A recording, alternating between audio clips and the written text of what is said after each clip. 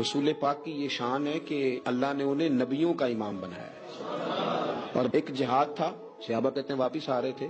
تو رستے میں رکے، کھانا کھانے کا ارادہ بنا تو ظاہر ہے کھانے ہوٹلوں سے تو ملتے نہیں تھے، پکانے پڑتے تھے، تو کھانے کی تیاری ہونے لگی تو کچھ لوگوں نے کہا کہ ہم گوشت صاف کرتے ہیں، گوشت بناتے ہیں، کچھ نے کہا کہ برتن میں صاف کر کے اہتمام کرتا ہوں، کسی نے کہا کہ میں بعد میں بانٹنے کا تقسیم کرنے کی ڈیوٹی لیتا ہوں۔ سب ڈیوٹیاں لے رہے تھے تو حضور بھی بولے، فرمایا تم نے اپنے اپنے ذمے کام لے لیے ہیں، میں اس طرح کروں گا لکڑیاں اکٹھی کر کے لاؤں گا تاکہ آگ جلا کے روٹی پکائی جا سکے۔ صحابہ کہنے لگے فدا کا روح ہی و قلبی، سونے دل بھی قربان، جان بھی قربان، ماں بھی قربان، باپ بھی قربان، ہم کیوں حاضر ہیں یہ کام کرنے کے لیے؟ تو حضور نے فرمایا میں تم سے ممتاز نہیں ہونا چاہتا، مل جل کے رہنا چاہتا ہوں تمہارے بیچ۔ آپ جب لوگوں کے بیچ وقت گزارتے ہیں تو تبھی تو ان کے دکھ سکھ کا آپ کو پتہ چلتا ہے، اور جب آپ اپنا لیول ہائی کر کے اوپر اٹھ جاتے ہیں تو پھر آپ کو کیسے پتہ چلے گا کہ عام آدمی کس تکلیف میں مبتلا ہے؟